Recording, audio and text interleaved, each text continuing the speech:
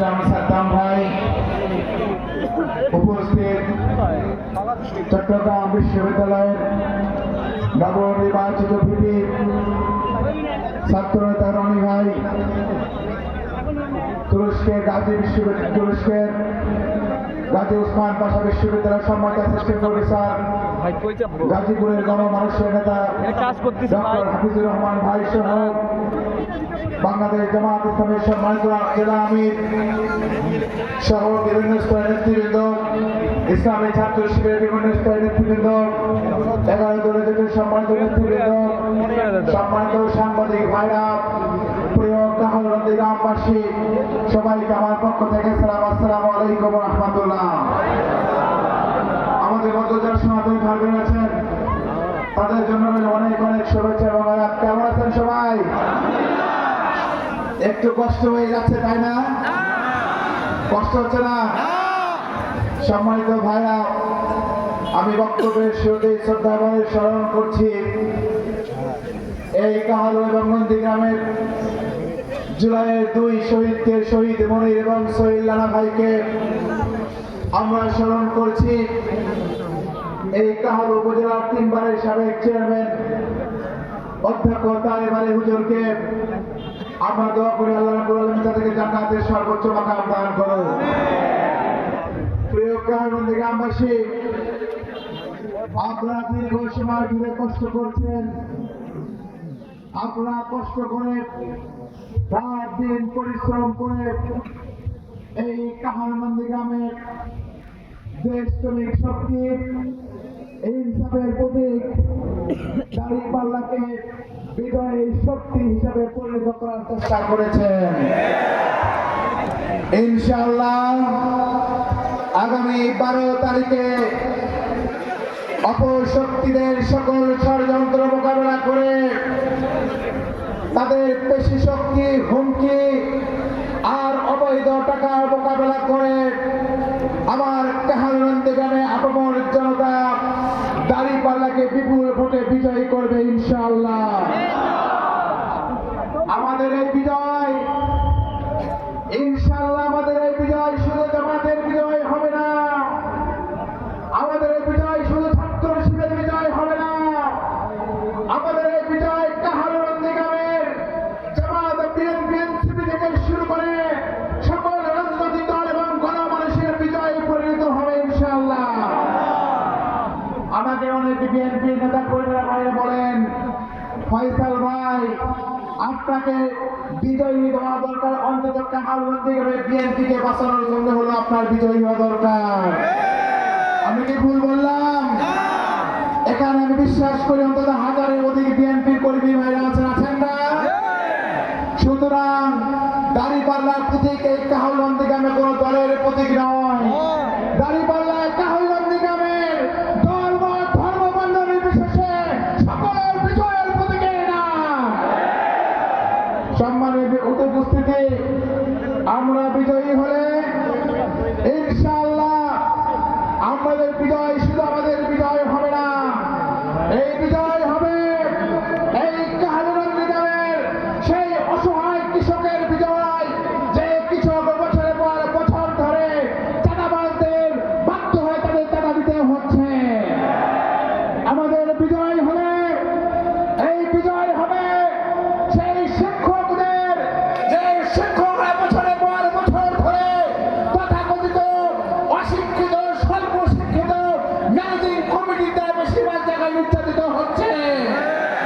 আমরা বিজয়ী হলে এই বিজয় হবে সেই ছাত্র জনতার, যে ছাত্র জনতার যুবকেরা রক্ত দিয়ে জুলাই আন্দোলনে বাংলাদেশকে ফিরে গেছিল, সেই অবিস্মরণহীন বাংলাদেশকে আমরা কাহালুন্দি গ্রামে তৈরি করবো ইনশাআল্লাহ।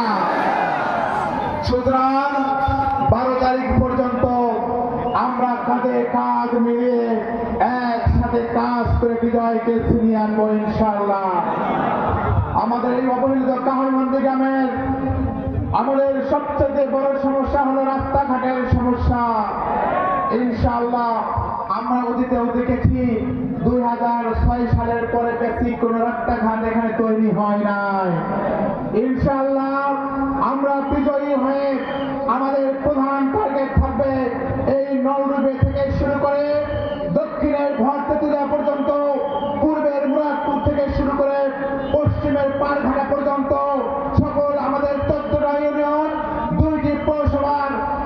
জায়গায় ধারাবাহিকভাবে প্রায়োরিটির ভিত্তিতে আমাদের রাস্তাঘাটের সমস্যা, পানি নিষ্কাশনের সমস্যা, ড্রেনেজ সমস্যা, এগুলো হবে আমাদের প্রায়োরিটির সবচেয়ে গুরুত্বপূর্ণ বিষয়।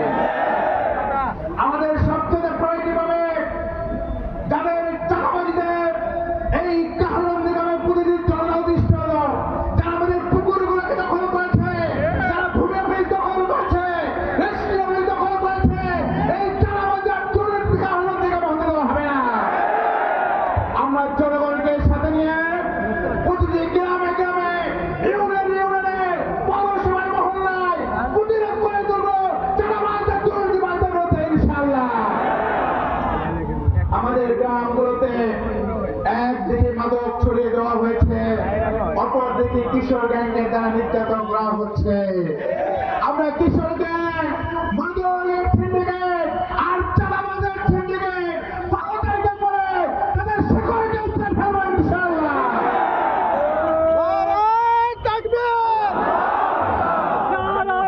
সম্মানিত গ্রামবাসী, আমাদের 2টি পৌরসভা রয়েছে কাহাল এবং নন্দীগ্রামের। আমরা 2টি পৌরসভাকে আধুনিক পৌরসভায় রূপান্তর করবো ইনশাআল্লাহ।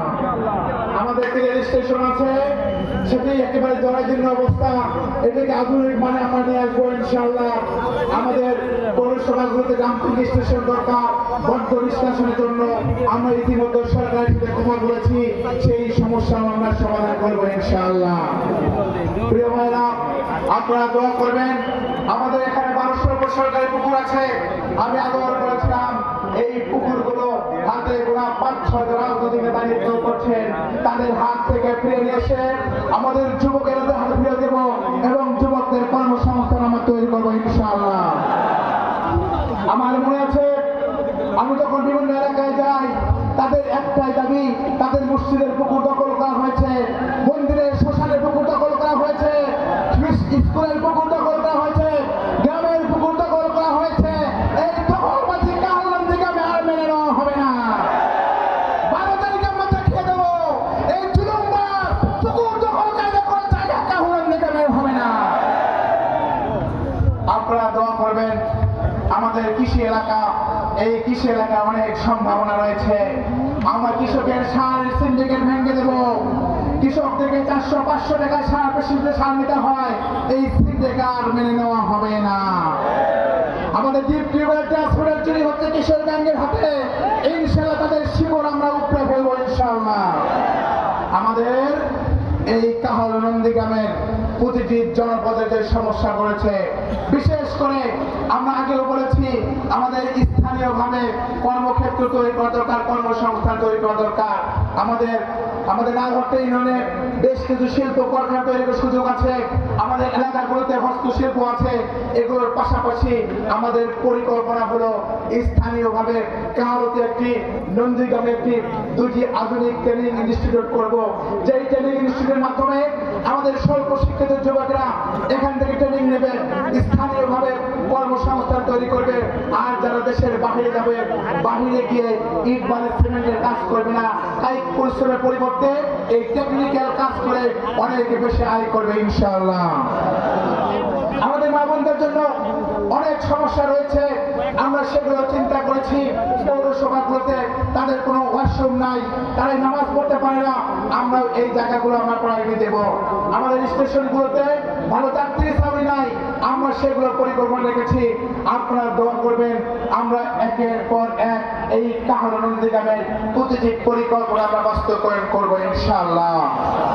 কিন্তু আমরা ইতিমধ্যে দেখতে পাচ্ছি যারা কাহাল নন্দীগ্রামবাসী ভালোবাসা থেকে বঞ্চিত হয়েছে, যারা এমনকি বিএনপি এক বড় নেতা কর্মীদের ভালোবাসা থেকে বঞ্চিত হয়েছে, তারা হুমকি ধামকি দিচ্ছে আর টাকা বিতরণ করা শুরু করেছে।